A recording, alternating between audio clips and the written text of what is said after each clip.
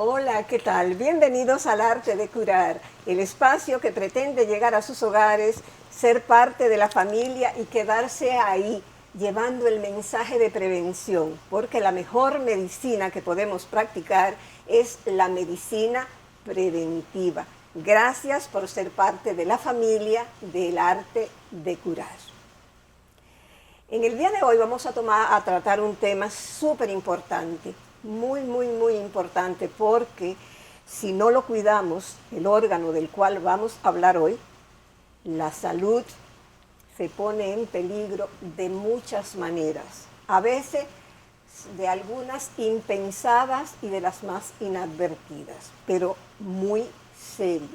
Así que en el día de hoy vamos a hablar sobre el cuidado del riñón. Y para eso tenemos una invitada muy especial. Ella es nefróloga, tiene su consultorio en el edificio KP del Centro Médico UCE, en el piso 7, la suite 703, y es la doctora Wendy Martínez, la cual amablemente nos ha cedido su tiempo para venir a hablar con ustedes, que son lo más importante del arte de curar, y con nosotros para instruirnos sobre cómo prevenir la salud de nuestros riñones. Doctora Martínez, bienvenida. Muchas gracias, doctora. Un placer estar en su programa y con su público. Te queremos agradecer también el nombre del doctor Héctor Armando Balcácer Esteves, que es el coproductor del programa, el cual, por una situación de compromisos profesionales médicos con su paciente, no pudo estar aquí. Él quería, como te comentó, que fuera un programa que lo hiciéramos entre los tres, pero realmente se le hizo desde todo el punto de vista imposible. El deber llama. Él te hace saber sus excusas. Muy bien, entendemos. Wendy, hablábamos fuera de cámara que este es un tema tan amplio que definitivamente el cuidado de los riñones tiene tantas aristas que definitivamente yo creo que vamos a tener que hacer 2 programas y comprometerte a que vuelva, y ustedes verán por qué. Vamos a comenzar de lo general a lo particular inmediatamente, y comencemos poniéndonos en contexto. ¿Qué es la nefrología? Muy bien. La nefrología es una especialidad de la medicina interna que se encarga exclusivamente de la función de los riñones. Aunque nosotros manejamos la vía urinaria en sentido general, nuestro rol más importante es la vía urinaria en el contexto de riñones. La diferencia, por ejemplo, entre los nefrólogos y los urólogos es que los urólogos son especialistas quirúrgicos de la vía urinaria, y nosotros los nefrólogos somos especialistas clínicos de la vía urinaria. O sea, vamos a manejar el contexto clínico sin llegar a un procedimiento quirúrgico que, de ser necesario, nos apoyamos en la urología. Esa era la siguiente pregunta, porque muchas personas se confunden y dicen, pero ¿dónde termina el trabajo de uno y dónde comienza el trabajo del otro? Incluso en las muchas preguntas que recibimos por las redes cuando anunciamos que este iba a ser el programa de hoy, justo esa era una de las preguntas: ¿cuál era la diferencia? ¿Dónde termina uno y comienza el otro? Bueno, es que somos 2 especialidades definitivamente independientes. Para un médico, ser especialista en urología hace 1, 2 o 3 años, o hace cirugía completa, y posteriormente entonces pasa 2, 3 o 4 años, dependiendo de la escuela, del país, haciendo urología, o sea, operando solamente la vía urinaria. Nosotros, los nefrólogos, somos especialistas eminentemente clínicos, así que nosotros tenemos primero que hacer 3, 4 años de medicina interna, viendo al paciente de manera integral, y posteriormente nos concentramos en el riñón. Ya. De manera general, entrando ya, habiendo aclarado bien lo que es la función de una de la ciencia y la función de la otra, porque cada vez la ciencia se hace más específica, se estratifica el saber. De manera general, ¿qué función se cumple a través de los riñones? Como Como usted decía hace un momento, definitivamente los riñones son un órgano vital para la vida de un ser humano. No muchas personas conocen el funcionamiento de los riñones y los que los conocen entienden que el riñón es con lo que produzco la orina y ya. Pero los riñones tienen dos funciones básicas detrás de muchas otras. La primera, eliminar las sustancias tóxicas que se producen en el metabolismo normal, y la segunda, pues sacar esos metabolitos tóxicos a través de la orina. Así que depuran la sangre y eliminan líquidos. Depuración y ultrafiltración. O sea que esas son específicamente las dos grandes. Lo básico y grande. Y esas otras que tú dices, ¿puedes decirnos Pero algunas claro, más? claro. Después de ello viene funciones hormonales como la producción de eritropoyetina, que es una hormona necesaria para dar el mensaje a la médula ósea de los huesos y que se produzca sangre y que de esta manera no tengamos anemia. El control de la tensión arterial también viene a través de los riñones en la formación de enzimas y hormonas que ayudan a regular la presión. El equilibrio ácido básico del cuerpo, o sea, mantener mi pH donde debe estar, también lo hacen los riñones. El equilibrio de los electrolitos es también regido por los riñones, o sea, que mi nivel de sodio, potasio, calcio, fósforo, magnesio, ácido úrico esté donde debe estar, es una capacidad de los riñones. Hay hasta funciones de gluconeogénesis en los riñones, de manera que cuando hay una afectación importante en un paciente diabético, por ejemplo, ocurre como que se pseudocuran de la diabetes, pero ocurren dos cosas en esto. No se produce la cantidad de azúcar que en un momento se producía, gluconeogénesis normal, y la otra, los medicamentos, al no tener una eliminación constante, pasan más tiempo en el cuerpo y el paciente tiende a tener menos hiperglicemia. Ya. ¿A nivel de qué estructura se encuentra en el cuerpo, se encuentran los riñones? Interesante pregunta, porque una de las consultas más frecuentes que tenemos los nefrólogos es: me duele la espalda o me duele la cadera, y voy al nefrólogo entendiendo que es por un problema renal. Bueno, nuestros riñones están realmente en el área lumbar. Yo les hago a los pacientes, sobre todo a las mujeres, una mnemotecnia para que los recuerden. Figura el área de nuestros donde está nuestro brasier, justo debajo, en esa zona se encuentran los riñones, el área lumbar, por debajo de los pulmones. No están tan bajitos, no están tan cerca del área sacra, sino que están en el área lumbar alta. Y son dos órganos, por lo general son unos hermanitos gemelos, aunque hay variante anatómica en la que un paciente puede nacer con uno solo o nacer con tres y estar también fuera del lugar, pero la zona normal es la región lumbar. Generalmente tú decías que hay una serie de formas o de síntomas que las personas dicen: me duele la espalda, me duele la cintura. Pero una de las preguntas que también se repitió muy a menudo es el asunto de que te preguntara, y no quiero obviarla, y es el asunto de los pies hinchados. La gente tiende a relacionar los pies y los dedos de la mano hinchados con algún tipo de mal funcionamiento de los riñones. ¿Por qué? Bueno, perdóname, no solo por qué, sino si tiene o no tiene sentido. Sí. Sí hay sentido, porque un paciente que tenga una alteración en la función renal, básicamente que sea un síndrome nefrótico, que es la manifestación de muchas enfermedades, pero que con lo que normalmente se presenta es con pérdida de proteínas por la orina, por lo cual las proteínas que normalmente están en la sangre bajan su nivel y esto provoca que podamos tener edema.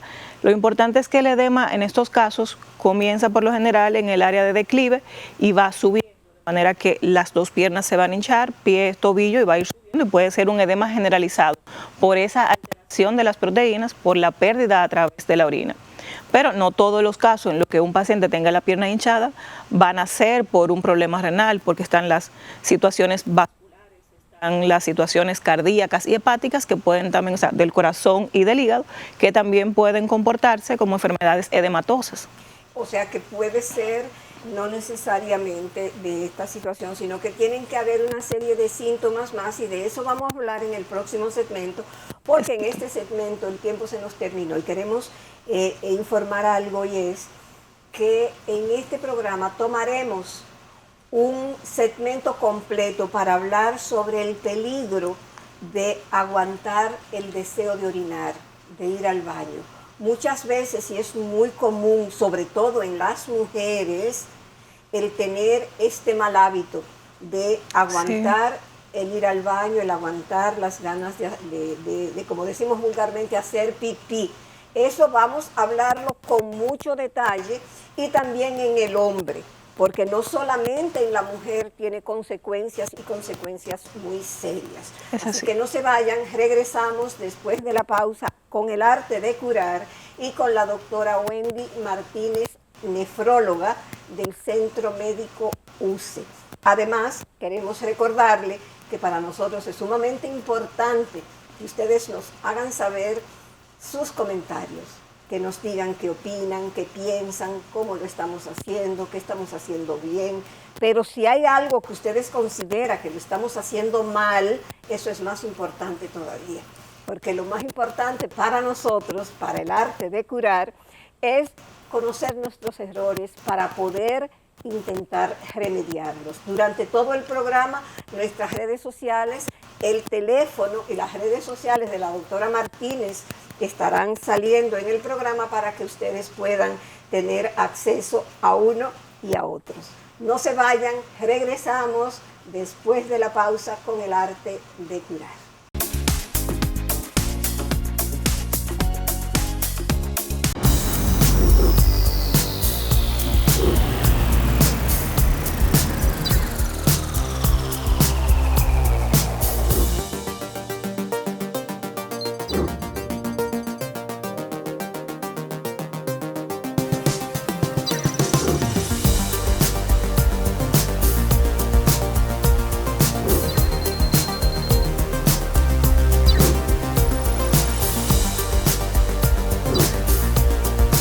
Maximiza tu negocio con las nuevas tarjetas comerciales BIS, con atractivos beneficios para tu business. Esto es BIS, la nueva forma de hacer negocios. Popular, a tu lado siempre.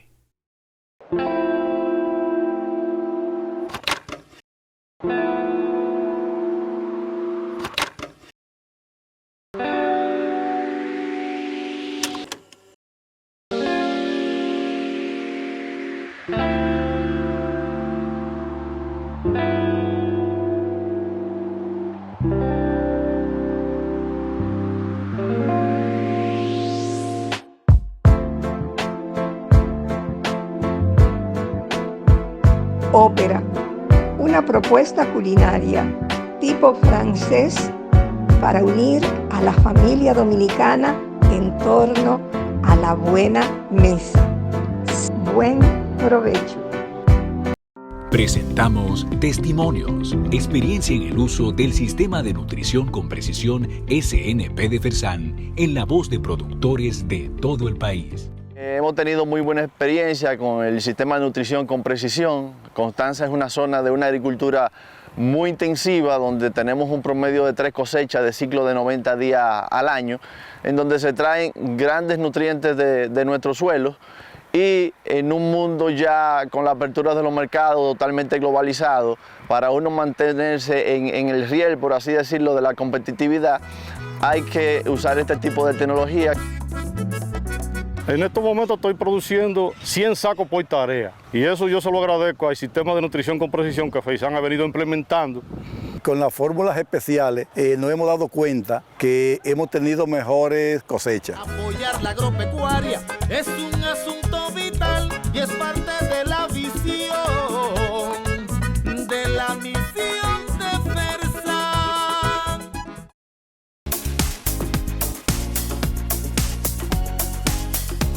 Gracias, muchísimas gracias por estarnos esperando pacientemente con el regreso de la doctora Wendy Martínez, nefróloga, con su consultorio en el Centro Médico UCE en el edificio KP, con la cual estamos hablando sobre el cuidado del riñón. Wendy, dejamos sobre el tapete una pregunta que vamos a completar, y es que muchas veces hay algunos síntomas que se pueden enmascarar y quizás algunas personas podrían confundirlas con síntomas de problemas renales. Correcto. Pero que no son más que situaciones de otras cosas que no tienen nada que ver.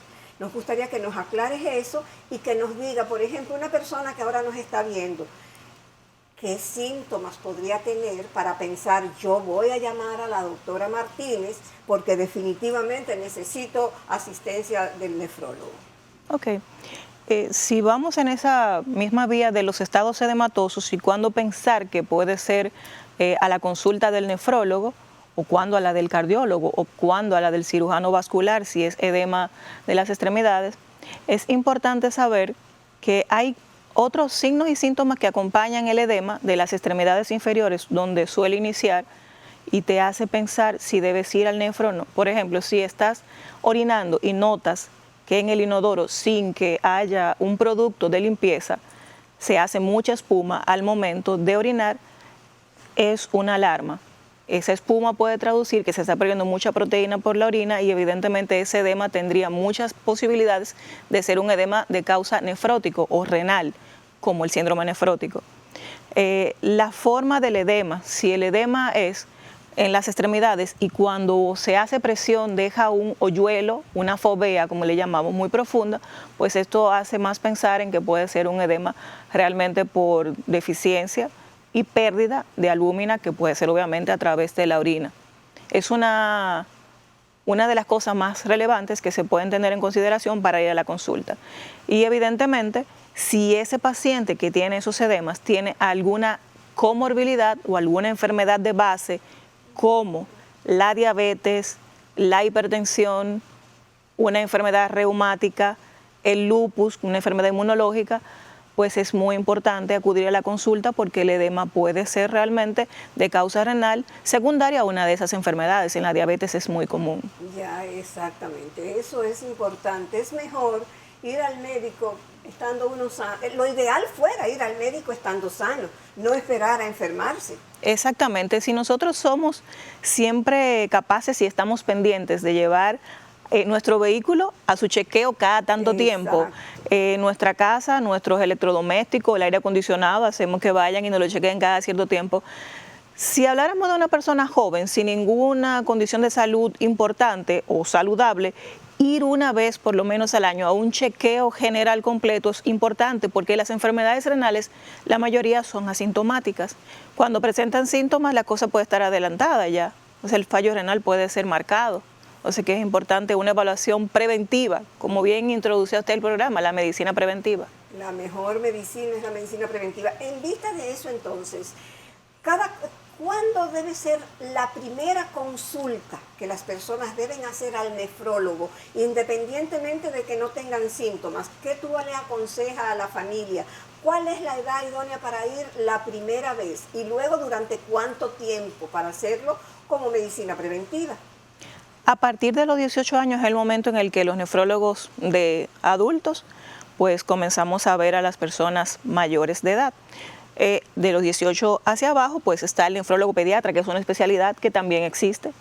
Nuestros colegas primero se preparan 3 o 4 años como pediatra y posteriormente entonces como pediatras se enfocan en la nefrología y son nefrólogos pediatras. Y ahí van los niños y los que todavía no tienen 18. Pero una vez el paciente o la persona tiene 18 años, es un momento idóneo para una evaluación ya con el médico que no es tu pediatra.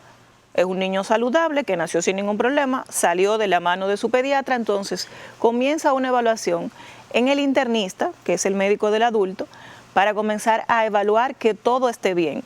Si en esa evaluación con el internista o el médico clínico hay alguna alteración en los riñones desde el punto de vista sonográfico, que es una prueba de rutina, o a través del examen de orina, que como decimos los nefrólogos es nuestra biopsia, entonces en ese punto debe ir el paciente a una consulta de nefrología. Pero si de la persona que estamos hablando tiene unos antecedentes familiares de diabetes, de hipertensión, de litiasis, debe ir a la consulta de nefrología en el momento de los 18, a partir de los 18, y a partir de ahí, dependiendo de lo que encontremos, irá cada 3, 4, 6 meses, y si todo está bien, por lo menos una vez al año. Por lo menos una vez al año si todo está bien, porque ya si tiene alguna condición en específica, dependerá. Dice el doctor Héctor Balcácer Esteves que no existen enfermedades, sino que existen enfermos. y que cada uno, dependiendo de su condición específica particular, será como se manejará su caso. Es así, no todos mis pacientes nefrópatas diabéticos están yendo a la consulta con la misma frecuencia. Hay los que yo necesito ver cada 1 o 2 meses y hay los que cada 4 o 6 meses pues están bien viniendo a la consulta en ese tiempo. Tú hablaste de algo que íbamos a introducir, el tema de las causas y los grupos de riesgo, cuando hablabas de la herencia. ¿Cuáles son los factores de riesgo y los grupos de riesgo para tener situaciones que pudieran tener alguna forma de comprometer los riñones? Bueno, hay factores de riesgo modificables y los no modificables. Entonces, en lo no modificable yo no puedo cambiar mi género, mi raza, si soy hombre o mujer eso no cambia, yo no puedo cambiar la genética que traigo por mi familia, pero sí hay factores de riesgo que yo sí puedo modificar. El sedentarismo, el sobrepeso, los hábitos tóxicos como el fumar o el tomar alcohol, son factores que se pueden modificar y que son de gran riesgo para desarrollar nefropatía. Nefropatía asociada a obesidad, nefropatía asociada a la hipertensión, a la diabetes, al uso de medicamentos, porque en muchos casos nosotros como país somos muy dados a ir hasta el colmado a comprar medicamentos. Pero esos factores de riesgo importantes que son modificables son los antecedentes que hay en mi familia, el sedentarismo que yo tengo, el sobrepeso, la mala alimentación, el consumo de tabaco, la juca, que hoy en día está muy de moda, los cigarrillos electrónicos. Todos esos son factores de riesgo que pueden provocar o inducir a enfermedad renal. Definitivamente. También hay un adagio en nuestro país de que somos lo que comemos. Ahora con este asunto de la comida rápida, del corre-corre habitual que hay, ¿cómo incide esto en los riñones y el funcionamiento del tracto urinario? Mucho. La alimentación que deberíamos tener todos es muy basada quizás en lo que es el estilo de vida mediterráneo, al cual en algunos foros científicos estamos haciendo alusión, y es comer como lo hacían nuestros antepasados, comer del patio, las frutas que producía uno mismo, los vegetales que se producían en el patio y que tenían muy poca cantidad de pesticidas y estas cosas, y los animales se criaban ahí. Pero hoy en día nosotros estamos comiendo mucha comida procesada y lo que llamamos comida rápida. La comida rápida tiene pues muchos preservantes, colorantes y altas cantidades de sal. La sal es algo que no es para nada beneficioso para el riñón, ya que es una de las sustancias que más puede alterarlos y puede provocar hipertensión y puede provocar mucha retención de líquido. Así que la alimentación no saludable, la comida rápida, que hoy en día es muy común por cómo andamos, sí provoca mucho daño a la vía urinaria. Ya, otra de las cosas que hablábamos hace un momentito y que vamos a retomar para hacerlo a fondo, son los grupos de riesgos. Aquellas personas que tienen comorbilidades, ¿cómo deben entonces de asumir con responsabilidad el cuidado de sus riñones? Importante el tema de la hidratación. Hidratarse es un tema básico porque el agua es como la gasolina de nuestros riñones, como lo es para la gasolina para el vehículo. Entonces, si hay alguna alteración, si hay un factor de riesgo, como la diabetes, bueno, ya lo tengo la enfermedad. Lo importante es realizar actividad física, tener una dieta balanceada y llevar los tratamientos que el especialista ha recomendado. Pasa lo mismo con la hipertensión. Es necesario manejar los niveles de sal en la dieta, la ingesta de grasas, hacer actividad física, obviamente hidratarse bien y llevar los medicamentos que son para manejar la presión en el nivel adecuado.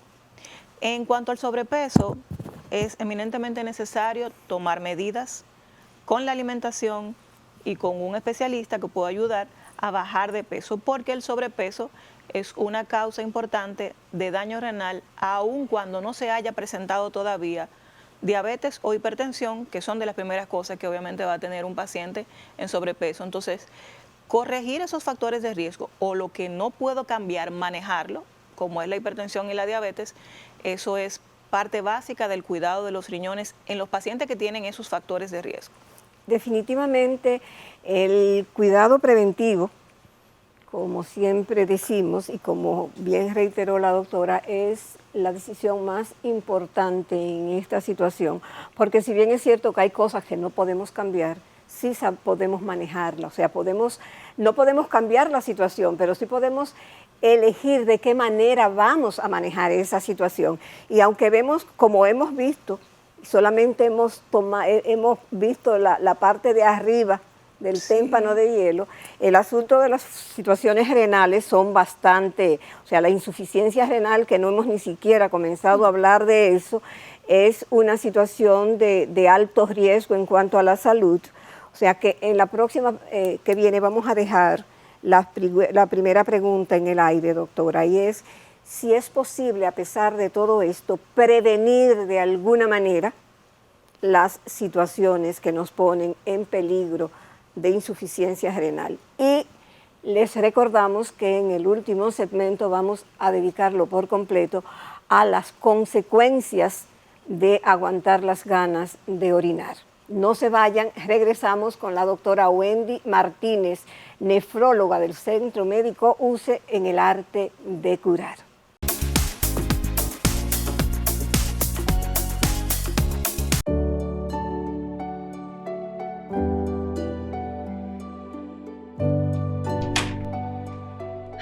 Pobrecita, a esta edad es que les da de todo.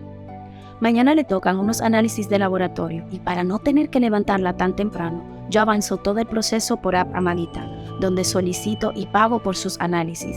Así solamente tenemos que pasar por cualquier punto Amadita para la toma de muestra. Tú también pon el tiempo a tu favor con Canales Amadita.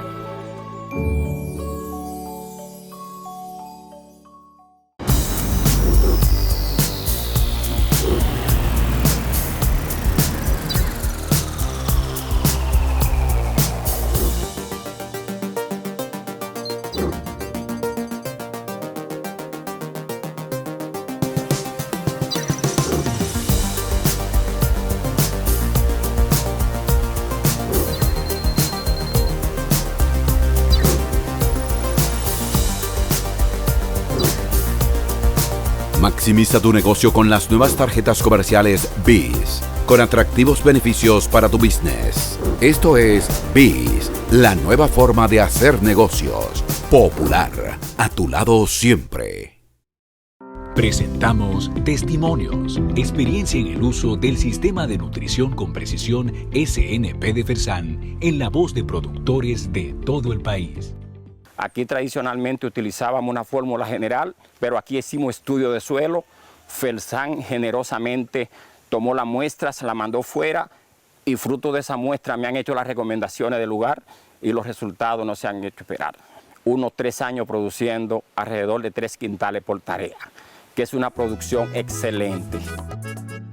Las fórmulas que hemos ido desarrollando con Fersan han sido herramientas que han sido muy eficaces para nosotros poder lograr alinear nuestra producción con la calidad que requiere el mercado y a sacar una fruta con calidad exportable.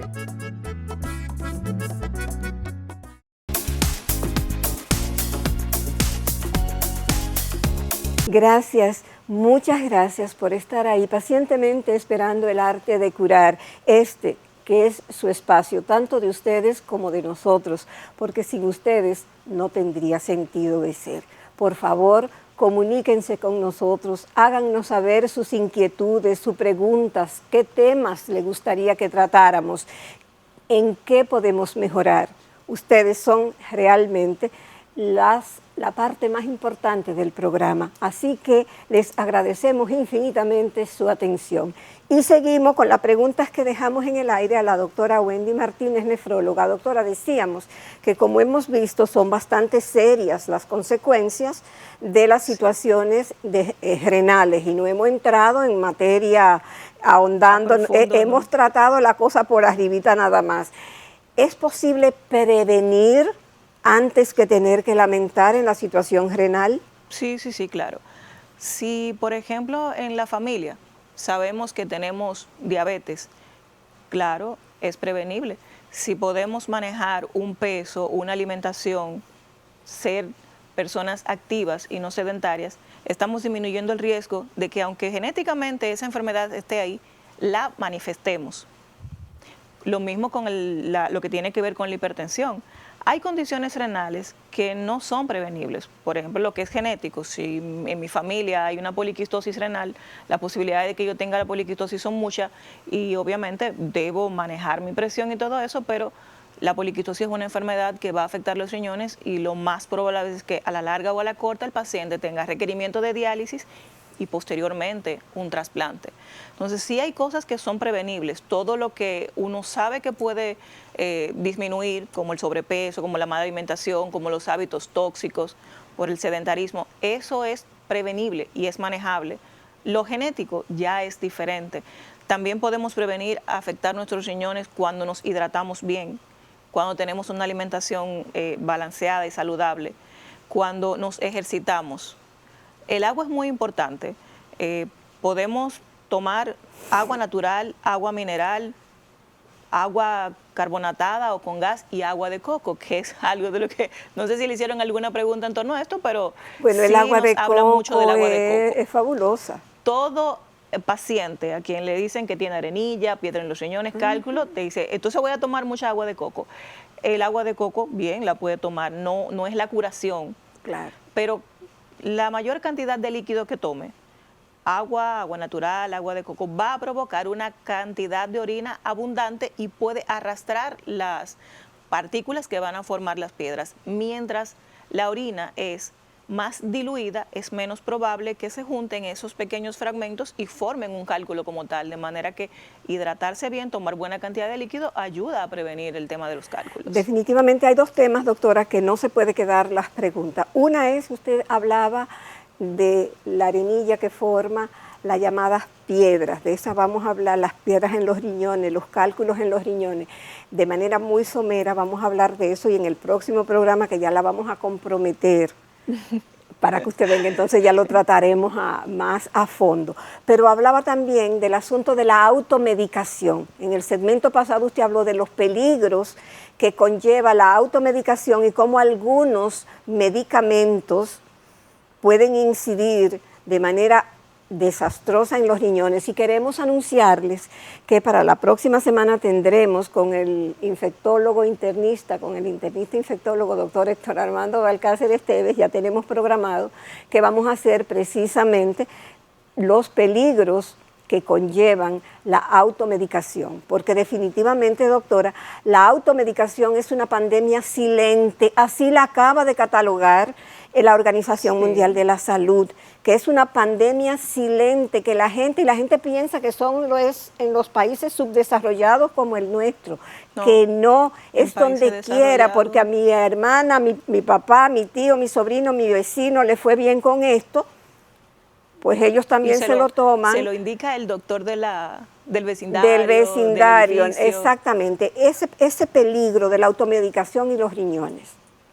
Bueno, como los riñones son el filtro de nuestro cuerpo, de nuestro organismo, evidentemente las sustancias que hayamos ingerido, malas o buenas, él las va a tener que filtrar. Algunos tienen un metabolismo en otro órgano, como por ejemplo el hígado, pero sigue siendo el riñón el filtro del cuerpo. Es importante mencionar en este segmento con los medicamentos lo que son los AINES, los analgésicos, los calmantes, como comúnmente las personas lo solicitan en la calle. Medicamentos que se pueden comprar hasta en un colmado. Un colmado y le dice, dame una aspirina, dame un diclofenac y lo vas a encontrar. Entonces son medicamentos que tienen efectos que pueden ser muy deletéreos a nivel renal, igual que en otros órganos, pero a nivel renal el uso continuo y sin indicación de algo tan sencillo como es un diclofenac puede provocar una lesión que puede ser aguda, significa que puedes estar en un riesgo importante, pero que puede ser reversible, como en una situación crónica que traduce que eso que ocurrió puede no volver atrás y dejar una secuela que te lleve a fallo renal crónico con requerimiento de diálisis y se perdió la función de los riñones. Hay una anécdota que voy a hacer un poquito breve, que con mi maestro, en aquellos primeros años míos como nefróloga, llegó una paciente que vino en fallo renal franco, con creatinina altísima, anemia, todo lo característico de un paciente que está en fallo renal, pero no tenía ningún antecedente, no era hipertensa, no era diabética, nada. Bueno, pero todo estaba ahí, los riñones pequeños, todos los cambios.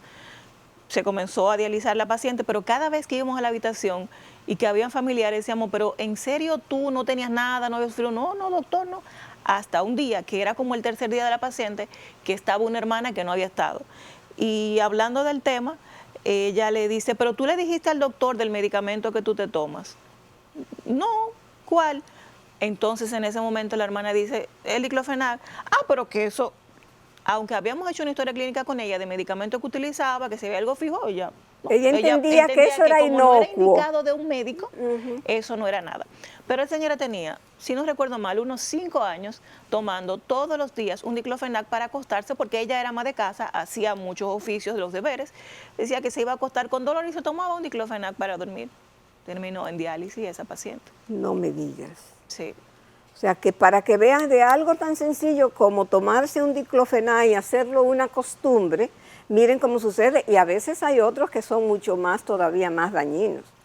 O sea que definitivamente el asunto de la automedicación es una epidemia silente. Es que lo que a mí me sirvió para las piedras en los riñones puede no servirle a usted para piedra también. Usted tiene piedra y puede que ese medicamento que me sirvió a mí no sea el que le resolvió el problema a usted, por ejemplo.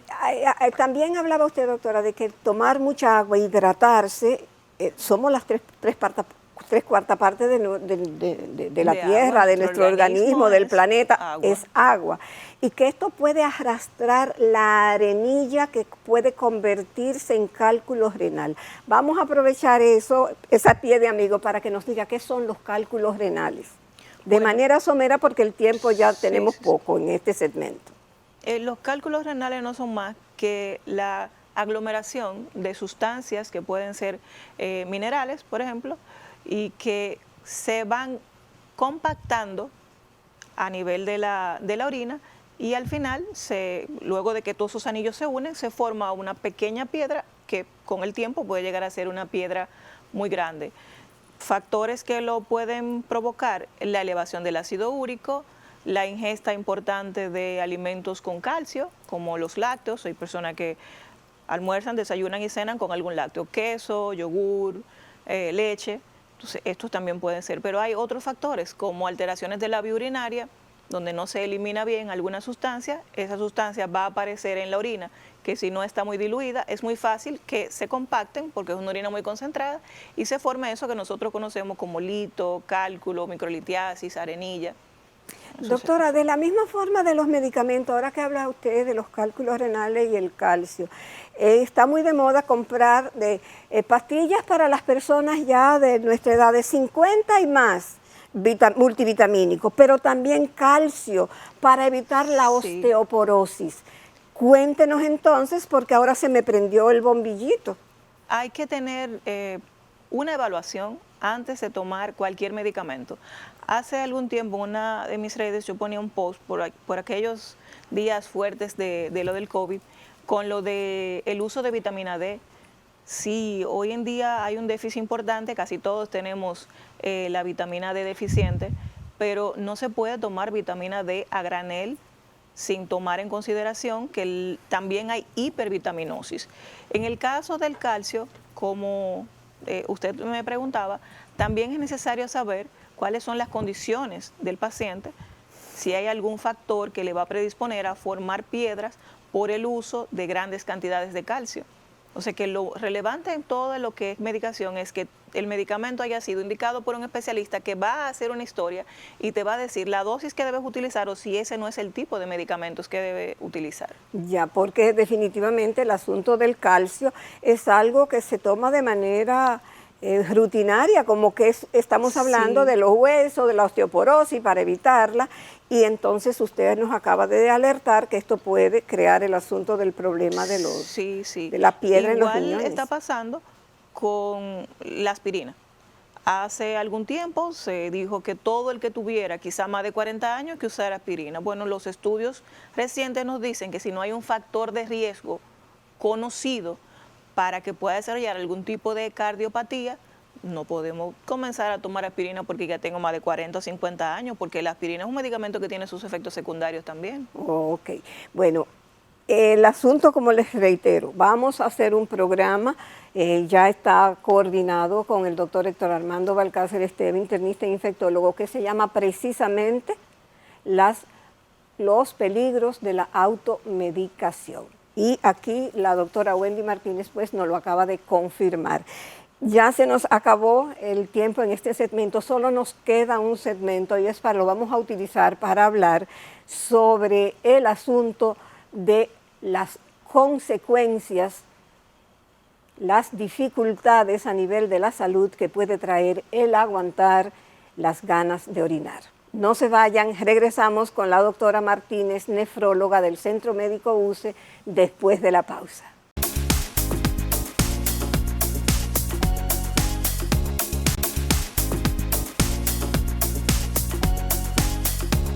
Gracias, muchísimas gracias por pacientemente esperarnos ahí con la doctora Wendy Martínez, nefróloga del Centro Médico UCE, con la cual estamos hablando sobre el cuidado de los riñones. Lamentablemente este es un tema tan largo que ya la comprometimos para que ella vuelva, porque por ejemplo tenemos que hablar de los problemas de los problemas agudos del riñón, hablar de la diálisis, no hemos hablado del cálculo renal en su verdadero efecto, o sea, son tantas las cosas, tampoco hemos hablado de los trasplantes, de nada, es una cantidad de cosas que no hemos hablado. Pero doctora, antes de entrar al último segmento, que lo prometido es deuda y que lo vamos a dedicar al problema de cómo tendemos a aguantar las ganas de orinar y todo el daño que no sabemos que eso puede causar. Usted habló algo ahorita que lo recordé en la pausa y que no quería que se me quedara, porque también lo preguntaron muchísimas veces y era lo siguiente. Usted hablaba del daño de los cigarrillos en cualquiera de sus aspectos y del asunto del alcohol. Ha habido siempre la creencia de que una copa de vino tinto al día puede hacer mucho bien. Sí. ¿Mito o verdad? No, sí es cierto, es cierto. Una copa de vino al día con el almuerzo, una pequeña copa, la copa no va llena, no causa ningún daño. Claro, estamos hablando de una persona sin ningún factor de riesgo, una persona saludable, porque si habláramos de una persona que ya es diabética, que ya es hipertensa, que ya está en fallo renal, bueno, en ese caso realmente hay que considerar como lo ideal, y hay estudios recomendando que ni una copa. Pero esto lo estamos dejando básicamente para los pacientes que ya tienen alguna condición de salud importante, es decir, mira, no tomes alcohol. Ya, exactamente, o sea, por eso quería hacer esta aclaración, porque como siempre, que una copa de vino al tinto que puede hacer, pero detrás de una viene la otra y... hay que tener mucha fuerza de voluntad para saber que una copa y no la copa, una copa. Y que también hay condiciones y que hay condiciones en las que ni una copa. Ni una copa. Doctora, entremos inmediatamente en este tema. ¿Qué tan peligroso es aguantar las ganas de orinar? Es muy delicado, es muy, muy malo. Hay varias cosas que pueden darse cuando los pacientes o cuando las personas hacen un hábito de aguantar la orina. Y muchos te lo dicen con muchísimo orgullo. No, yo arranco de aquí para Santiago. Y no me paro. Si no tiene el deseo, qué bueno. Pero si realmente va en un viaje largo y tiene el deseo, lo ideal es detenerse. ¿Cuáles son las cosas que pueden pasar si se convierte en una costumbre? Porque a cualquier persona le toca tener que aguantar. Pero si se convierte en una costumbre, algo que nos toca mucho a nosotras las mujeres y que, como le decía al doctor en un intercambio que tuvimos recientemente la semana pasada, comprendo a las mujeres porque para nosotras es muy difícil utilizar un baño público, tener un lugar adecuado donde pues poder ir para orinar. Pero no se puede convertir en una costumbre pero también es necesario que tomen líquidos, así que eso va a ocurrir, vas a tomar líquido porque tienes que hacerlo y vas a tener que ir al baño. No lo aguantes, excepto que sea una situación inevitable. ¿Por qué?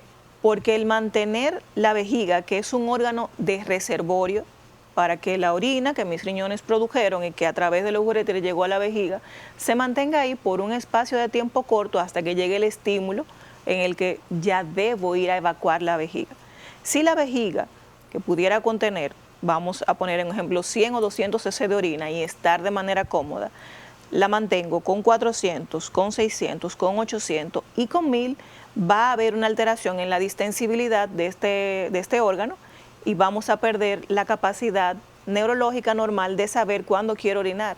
Entonces va a pasar algo, o voy a tener dificultad para comenzar a orinar en un momento determinado, o vamos a tener un liqueo o un paciente que se le salen los pipis. Ya, doctora, ¿cuál es la relación que existe en la mujer entre la cistitis y aguantar la orina? Porque es el otro factor de riesgo. La orina es un líquido estéril. Mis riñones filtran la sangre y mandan ese líquido completamente estéril. Pero una vez llega a la vejiga puede convertirse en un líquido que ya no está del todo estéril, sobre todo si pasa más tiempo del adecuado ahí. Y esto puede provocar infecciones urinarias. La orina está en la vejiga contenida. Es una de las primeras razones para que se pueda presentar cistitis, el hecho de contener tanto tiempo la orina. De igual manera, puede también ocurrir el hecho de, al momento de las relaciones sexuales, tener la vejiga llena y no vaciarla antes de y en el momento posterior a una relación, porque hay bacterias propias del área que pueden, obviamente, acceder a la vejiga e infectar la orina, y entonces el paciente puede hacer una cistitis, como la que conocemos, cistitis de la luna de miel, que era aquella de una chica, se casaba y en el momento del matrimonio pues venían muchas relaciones sexuales que previamente no había tenido, y todo ese intercambio, todas esas bacterias del área genital pues podían subir a través de la uretra y provocar infección urinaria que iniciaba generalmente con una cistitis, fuera hemorrágica o no. A veces da mucho miedo cuando la cistitis es hemorrágica, es una paciente que orina y dice estoy orinando con sangre. No hay que alarmarse, buscar ayuda obviamente, pero esto simplemente puede ser el proceso de inflamación de la vejiga por la bacteria y hace que sangres. Tan pronto se medica y se tiene ya la bacteria determinada, pues esto puede ceder sin ningún problema. Pero de hacerlo con frecuencia, el aguantar la orina, trae consecuencias que sí pueden ser acrónicos para toda la vida. Hablamos de lo de la mujer. ¿En el hombre también es riesgoso? Sí, claro. En el hombre pasa igual porque también tiene una vejiga igual que nosotros. La diferencia en la que para ellos es menos común hacer infección de la vía urinaria o una cistitis es porque obviamente su uretra es más larga y no hay una relación a nivel del área genital como la nuestra, que tenemos ano, vagina, uretra, las tres cosas cerca. El hombre tiene ano y tiene uretra y están totalmente separadas, así que es muchísimo menos probable que tenga una infección urinaria, pero aguantar la orina también puede provocar trastornos vesicales en el hombre. Ya, ¿cómo? La vejiga, usted decía que también, que una de las consecuencias es que puede, cuando las personas aguantan tanto la orina, también pueden tener problemas con la micción, o sea que también podrían perder el control de esfínter de la vejiga. Es una de las cosas que puede pasar. Se altera el esfínter y entonces o se mantiene en una contractura o en algún nivel de dilatación y por eso o dificulta posteriormente el poder comenzar a orinar placenteramente o tiene algún tipo de fuga. Y sin hacer esfuerzo se le pueden salir algunas gotitas o chorritos de orina. Ya, generalmente los niños pues no tienen ningún tipo de inhibición en esta situación, pero a veces va uno en el carro con niños y tú ves que yo que quiero orinar, que quiero ir al baño y se tiende, no, espérate que tenemos que llegar. ¿Qué usted le dice a los familiares y a los padres? Porque a mí ahora pensé, digo, Dios mío, yo estaba en situación de que uno le dice al niño, vamos a esperar un ratito, que en 10 minutos llegamos a tal sitio. ¿Qué usted recomienda? Igual que con los adultos, si la situación es algo de que sabemos que vamos en un viaje largo, no hay en el momento algo, podemos esperar un poquito a que lleguemos a alguna estación donde puedo orinar, puede pasar. Lo que esto no puede hacerse es una costumbre y decirle siempre, tú puedes aguantar, aguanta, que vamos a llegar, no sea así, no, tú siempre con lo mismo, porque hay problemas y los niños no conocen cuál es el proceso natural en la micción. ellos se van adaptando. Entonces pueden comenzar a hacer una costumbre. Me dijeron que aguante, yo puedo aguantar, y eso va a tener un trastorno de la vía urinaria importante a la larga que puede terminar con un fallo renal para el niño. Ya, miren, nos quedan 2 minutos, y en esos 2 minutos, doctora, hay un minuto que es para que usted nos dé las recomendaciones para tratar de evitar en la forma en que sea posible. Queremos informarle a nuestro público que la doctora muy amablemente nos va a recomendar una pediatra o un pediatra, un nefrólogo pediatra, para que nuestra querida doctora Maciel Cruz, la pediatra del arte de curar, pues pueda hacer un buen programa de esto para que pueda ayudar y decirle a los padres. Pero antes del minuto de sus recomendaciones, había algo que yo quería preguntarle con relación al aguantar la orina, y es lo siguiente. ¿Los hombres también podrían orinar con gotitas de sangre por aguantar la orina, como le sucede a veces a la mujer con la cistitis? Sí, sí, claro, puede pasar a los hombres también. Y en los hombres hay algo particular, que es el tema de la próstata. Como la próstata está en comunicación directa con el área de la uretra, la próstata después de los 40 años puede comenzar a crecer. Crece, obstruye un poco el orificio de salida de la parte de la uretra prostática, la orina va a permanecer mucho tiempo dentro de la vejiga, además de producir infecciones urinarias, también va a alterar la función renal, porque la orina que ya está en la vejiga ya fue expulsada o extraída de los riñones a este lugar para que saque las sustancias tóxicas de mi organismo. Lo que no salga en el tiempo adecuado se va a reabsorber nuevamente, y podemos encontrar pacientes con urea y creatinina elevado, entender que tiene un fallo renal por alguna condición grave, y lo que tiene, sobre todo en el caso de los varones, que nos pasa mucho, es una hiperplasia prostática. Su recomendación en un minuto, doctora, que nos hace enseña que el tiempo se nos terminó. Perfecto. Bueno, pues lo más importante es que siempre piensen que los riñones son órganos vitales para nuestra vida, que sin riñones no podemos vivir, que donar un órgano permite que un paciente con fallo renal esté bien. Pero ¿cómo hacemos?